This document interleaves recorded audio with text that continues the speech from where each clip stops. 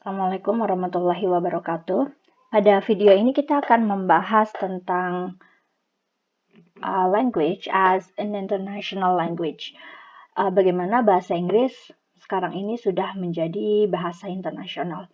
Kalau kita lihat di peta ini, maka kita bisa tahu bahwa bahasa Inggris merupakan bahasa yang digunakan di banyak negara, menjadi bahasa resmi di banyak negara.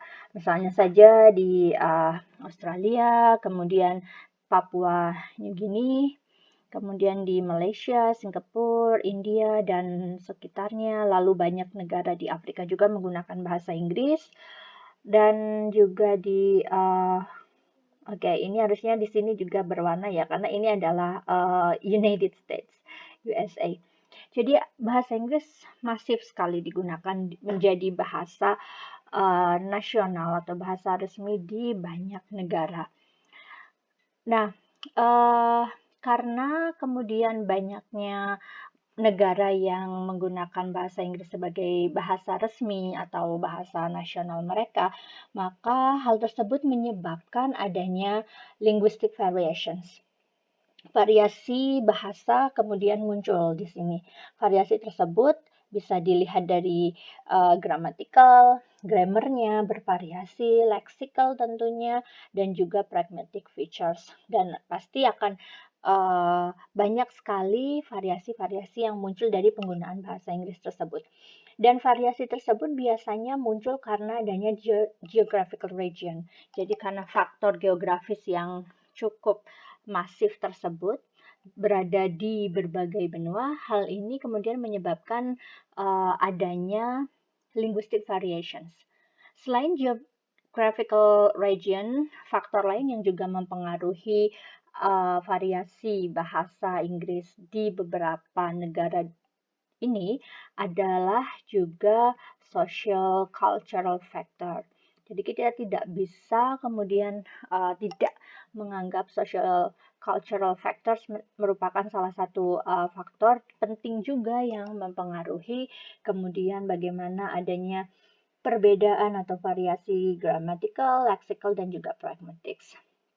Fenomena seperti ini disebut sebagai world Englishes karena memang bahasa Inggris itu sudah mendunia, sangat mendunia sekali. Oke, well, kemudian yang juga ingin saya sampaikan adalah bahwa di bahasa Inggris ini dia digunakan di banyak sekali negara, tetapi kalau kita lihat fact-nya di sini bahwa ternyata bahasa Inggris itu adalah nomor 2 speakersnya ya, nomor 2 terbesar setelah China. Jadi sebenarnya China merupakan bahasa dengan penutur yang paling banyak di dunia ini. Ada sekitar 1 miliar. Kenapa bisa? Karena memang penduduk Cina itu ada di mana-mana. Dan secara cultural, Chinese descendants ketika mereka ada di negara manapun, mereka pasti akan berbicara bahasa China. Atau mereka hanya peranakan China, tidak pernah ke China sekalipun, mereka akan tetap menggunakan bahasa China. Sehingga kemudian China menjadi bahasa dengan penutur terbanyak di dunia. Terlebih penduduk China sendiri itu sudah banyak sekali, sekitar 1 hingga 2 mau 2 miliar orang lah di sana. So tidak mengherankan kalau kemudian China menjadi bahasa dengan penutur terbanyak. Meskipun demikian, China menjadi bahasa dengan penutur terbanyak, tetapi China bukan merupakan bahasa yang digunakan sebagai bahasa resmi di banyak negara, sehingga powernya, kekuatan dan juga pengaruhnya tidak sehebat bahasa Inggris, terutama bahasa Inggris ini digunakan sebagai international language, entah itu untuk bidang pendidikan, ekonomi, bisnis, entertainment, dan banyak lainnya. Sehingga kemudian meskipun sekali lagi China memiliki penutur yang jauh lebih besar dari bahasa Inggris, namun bahasa Inggris memiliki kekuatan yang lebih powerful dibandingkan Chinese. Oke, uh, kalau boleh dilihat, penutur bahasa Inggris ini dibagi menjadi dua. Ada yang native, ada yang non-native. Native ini hanya ada sekitar 300-an juta orang, sedangkan non-native ini ada sekitar 700-an orang. Non-native ini termasuk kita. Jadi kita bukan penutur asli bahasa Inggris, kemudian kita menggunakan bahasa Inggris. Nah, kita dianggap sebagai non-native speakers. Nanti di sini kita akan bagi ada beberapa jenis users of English. Yang pertama native speakers. Native speakers ini merupakan orang dengan bahasa Inggris yang mereka menggunakan bahasa Inggris as their first language in almost all functions. So they only speak English. Jadi bahasa yang mereka punya hanya bahasa Inggris, tidak ada yang lain misalnya seperti itu. Atau bahasa utama yang mereka gunakan adalah bahasa Inggris. So kita bisa mengambil contoh misalnya orang-orang Inggris itu sendiri, Britain, United States, Australia, mereka adalah native speakers of English karena memang mereka menggunakan bahasa Inggris sebagai their first language in almost all functions. Lalu yang kedua, non-native users of English yang menggunakan bahasa Inggris sebagai bahasa formal, bahasa institusi, bahasa resmi mereka. Let's say misalnya di sini saya punya contoh gambar orang-orang Singapura dan juga Afrika. Mereka bukan penutur asli bahasa Inggris, namun mereka menggunakan bahasa Inggris sebagai bahasa nasional mereka, bahasa negara, bahasa resmi. Sehingga mereka disebut dengan non-native users of English. Dan tentunya non-native users of English ini memiliki sedikit perbedaan atau bahkan banyak sekali perbedaan dengan native speakers. Kalau non-native users, ya mereka memiliki banyak perbedaan, misalnya di pronunciation pasti sangat berbeda. Terlebih bahasa Inggris mereka itu pasti dipengaruhi oleh bahasa pertama mereka. Lalu yang kedua adalah non-native users of English yang menggunakan bahasa Inggris sebagai bahasa asing.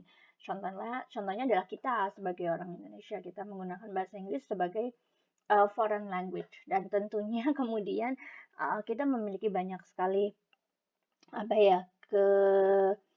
limitations on using English karena memang hanya menggunakan this language as a foreign language. Ada banyak sekali restrictions atau kekurangan yang kita miliki ketika berbicara bahasa Inggris. So karena bahasa Inggris itu kemudian digunakan di banyak negara, terutama di non-native users of English, contoh yang nomor 2 ini, hal ini kemudian memunculkan satu fenomena yang disebut ada dengan lingua franca. So, lingua franca itu bisa dibilang bridge language, common language, trade language, bahasa perdagangan, vehicular language atau link language. Jadi, lingua franca itu muncul ketika bahasa Inggris ini digunakan sebagai contact language antara satu orang dengan orang yang lain, di mana native tongue mereka itu tidak sama dan culture mereka juga tidak sama. Let's say misalnya di Papua New Guinea itu kan bahasa nasional mereka adalah bahasa Inggris. Papua New Guinea itu terdiri dari banyak sekali budaya dan juga bahasa daerah. Nah, kemudian ketika mereka merdeka dan kemudian menggunakan bahasa Inggris sebagai bahasa resmi mereka, lalu akhirnya bahasa Inggris ini digunakan sebagai bahasa komunikasi antara satu suku dengan suku yang lainnya. Nah, hal inilah kemudian yang memunculkan adanya lingua franca. Lingua franca tersebut, bahasa Inggris ini digunakan sebagai contact language. Mereka berkomunikasi agar lebih mudah karena satu suku dengan suku yang lainnya bahasanya beda, akhirnya untuk mempermudah bahasa mereka menggunakan bahasa Inggris. Kalau di Indonesia kan kita memang punya banyak sekali ragam bahasa yang berbeda antara satu suku dengan suku yang lainnya, tetapi kemudian bahasa Indonesia menggunakan bangsa Indonesia menggunakan bahasa Indonesia sebagai bahasa pemersatunya. Beda dengan apa yang ada di Papua New Guinea. So, English as a lingua franca, ELF, banyak sekali yang sudah meneliti, terutama fokus mereka pada pragmatic feature, grammatical features, dan phonological features. Pragmatic features itu misalnya penelitiannya tentang bagaimana berinteraksi, kemudian bagaimana strategi menggunakan bahasa tersebut. Karena memang bahasa Inggris ini bukan bahasa asal mereka, sehingga kemudian orang dengan berbagai keterbatasan mereka menggunakan bahasa Inggris. Ada beberapa pragmatic features yang misalnya salah atau kurang tepat untuk digunakan. Well, it frequently happens. Lalu yang kedua, grammatical features.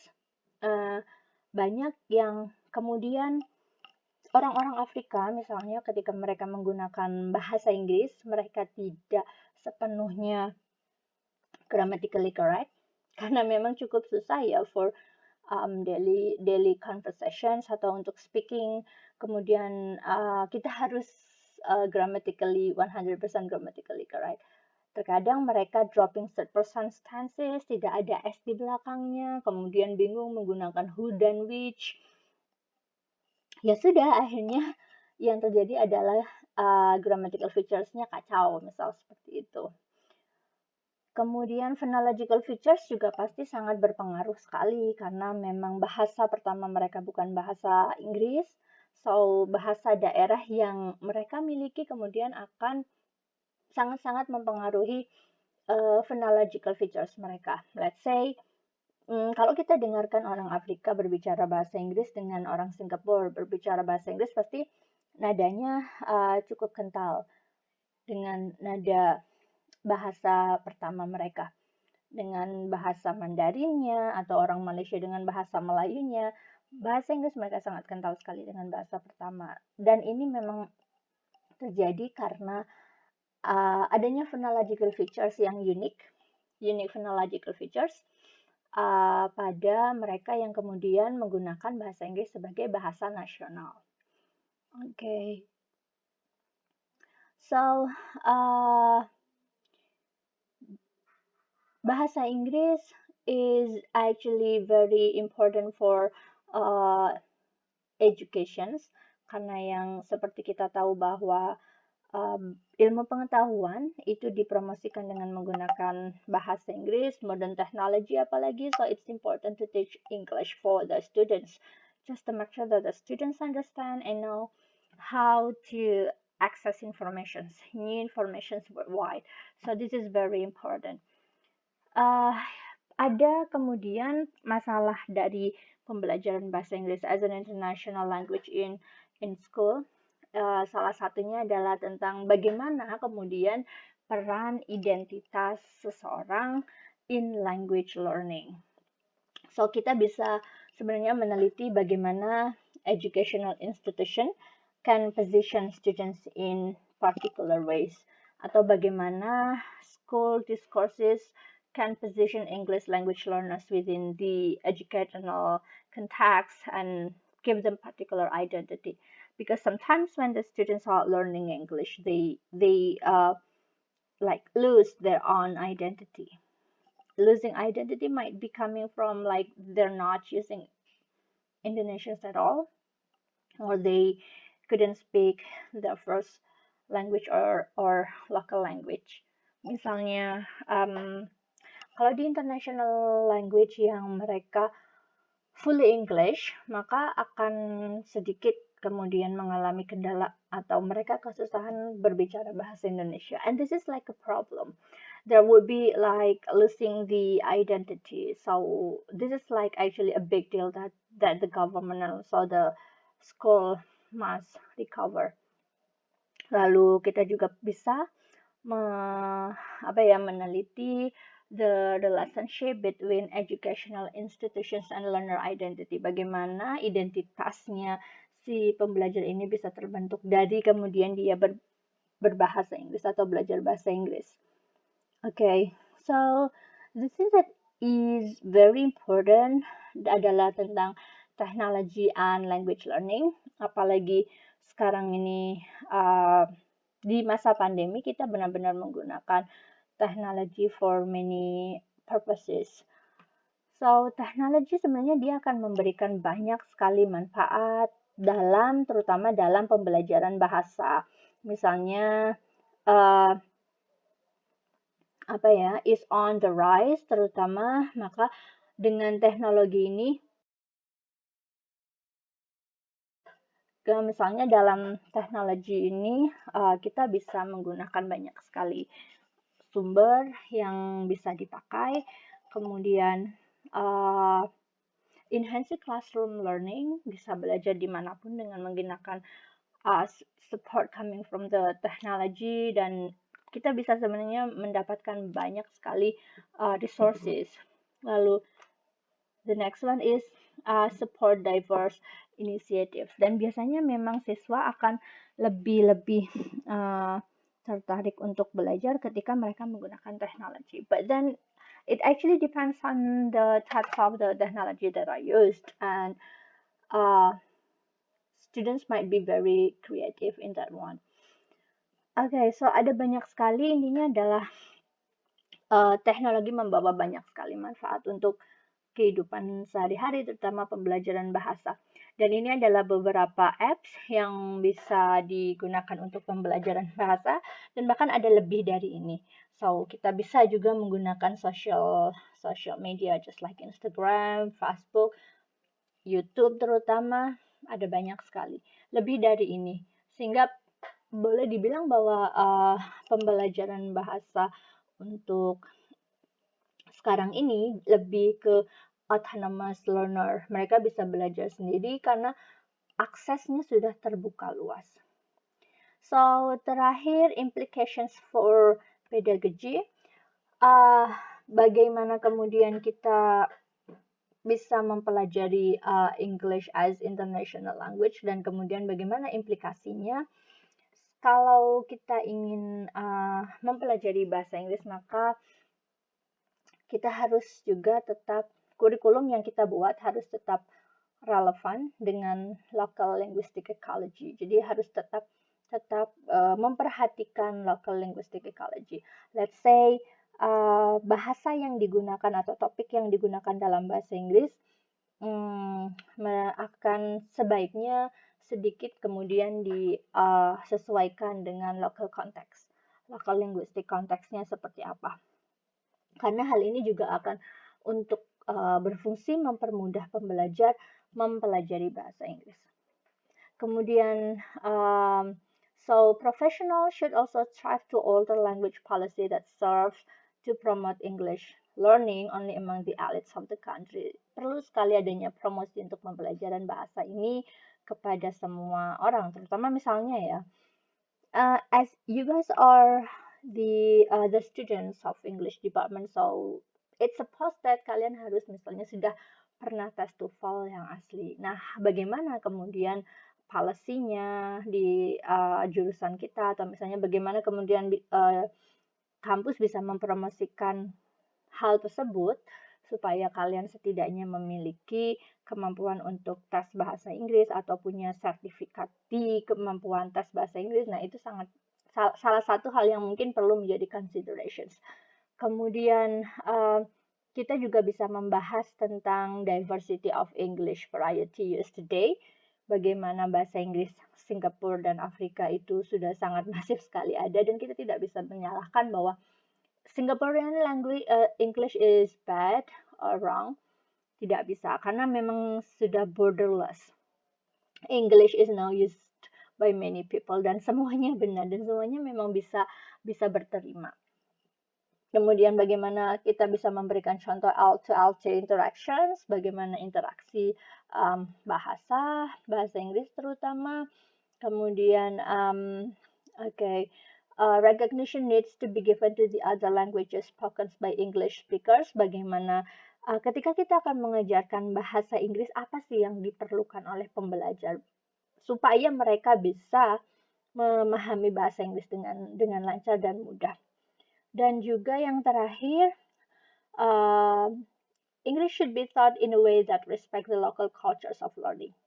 Jadi kita tidak bisa serta-merta melupakan budaya lokal si pembelajar. Let's say misalnya ketika dalam bahasa Inggris memuji dengan menggunakan kata as cute as a puppy, maka kita tidak bisa mengignore budaya di lokal setempat, budaya Indonesia misalnya yang mengatakan bahwa nama-nama hewan itu adalah sesuatu yang dianggap sebagai hinaan. Jadi, maka instead of saying sesuatu yang berkaitan dengan hewan, mungkin kita bisa kemudian merubahnya dengan konteks yang ada. Begitu. Atau misalnya kalau kita ingin mengajarkan bahasa dari movie, maka movie yang kita tampilkan harus sesuai dengan budaya yang ada di daerah setempat. So in American, sexual intercourse is like something common for them, but then it is not common for Indonesian culture. Nah, maka perlu ada yang namanya penyesuaian budaya, perlu memperhatikan budaya di Indonesia. Bagaimana supaya tetap berterima di pembelajar Indonesia, namun tidak mengurangi konteks pembelajaran bahasanya. Jadi tetap kemudian local culture, considering local culture, respecting local culture is very important. Begitu, saya rasa cukup. Jika nanti teman-teman ada pertanyaan, kita akan diskusikan pertanyaan tersebut di kelas. Terima kasih.